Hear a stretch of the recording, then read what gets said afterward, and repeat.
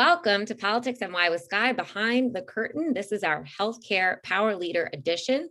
I am joined by Michael McGuire, the CEO of UnitedHealthcare of New York. It's a pleasure to have you here with us. Thank you for having me.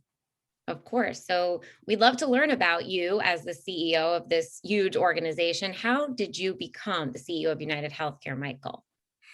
Well, I've been the CEO of the United Healthcare plan in New York for the last 7 years. Prior to that, I was the CEO of our New Jersey office, but I have been working for United for the last 33 years, growing up in the sales and the account management arena. So that progression to CEO has really been a great path for me, and I really, really enjoy it. And just for anyone doing the math, 33 years, I started this straight out of high school. That's right. So it's the big hustle here.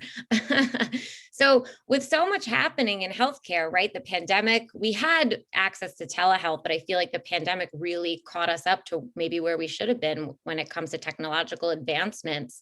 What's next in healthcare plus technology?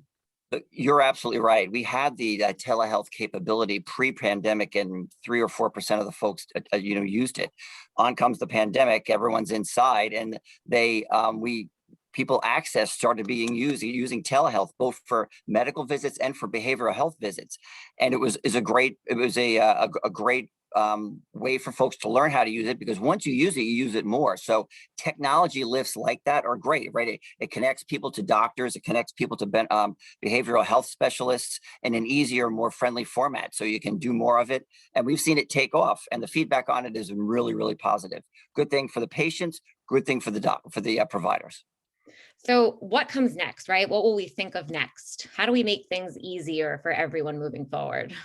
You're right. We have to keep moving forward and being innovative. Things like, devices, whether it's your Apple Watch, or you can do an EKG using your fingers, or, home monitoring systems, things like that. The more technology to keep the member or the patient connected to the doctor really it's a benefit. It's a win-win for everybody. So we'll see more and more of that innovation in the industry. And I think it's a good thing. And how much does government play a role in your position, really? Because I know that there has to be a partnership when it comes to implementing healthcare throughout the state and the country. So I'm wondering, how often do you speak with elected officials, and what is that relationship like? How to get them on board with what you're doing?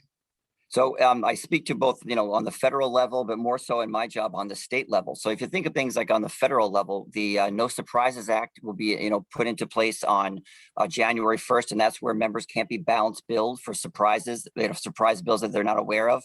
So that's a federal act, and we're rolling that out now and making sure that members understand it and know how to use it, and let us know when they do receive a surprise bill. So that's just something on the federal level. Then on the state level, fully insured business is regulated by the Department of Financial Services and the governor's office up in Albany. And we speak to them weekly, right? Because we're always thinking about what can we do?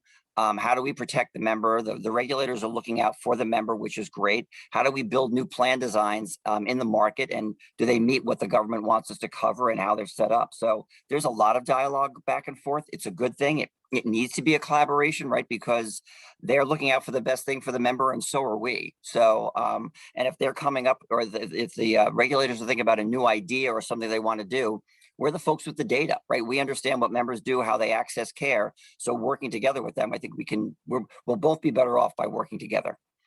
Are there any takeaway messages you have for the average person that you want them to understand about healthcare and health insurance? There is, right? It's healthcare and health insurance is really complicated, right? Right. You've got employers, right, who establish benefit programs for their employees and their families, right? They're accessing access the network of doctors, right, and hospitals. So you want to make sure that they're connected, and you want to work with everybody, right? You want the members' feedback. What are they thinking? How are they accessing? Are they using the plans appropriately? Are they getting their preventative screenings? Are they seeing the right doctor? Are we, making sure the doctor is connecting with the member? So it's really collaboration. Everybody wants the same thing. We want people to live healthier lives. We want the system to work better for everybody. And we're better off when we do it together, for sure. And ultimately, you get better care, better access, lower cost. Everybody wins. Yeah, that's right. So do you have any career or industry advice for anyone out there working in healthcare or looking to get a job in healthcare? Well, I mean, you'll always have a job if you're in healthcare, that's for sure, right? We know that, and it's so important to all of us. And really, when you think about it, because it's so complicated, the delivery system, primary care specialists, where do you go? It's really about collaboration. So I would say if you're in this industry, you want to make sure you get all the, the constituents together, the member, the employer, and the providers, and collaborate. Again, if that works, everyone wins. Okay, thank you so much, Michael McGuire, for being part of our healthcare power leaders list with Schneps Media and for being on Politics NY with Skye. We really appreciate it. Thank you. It's been a pleasure.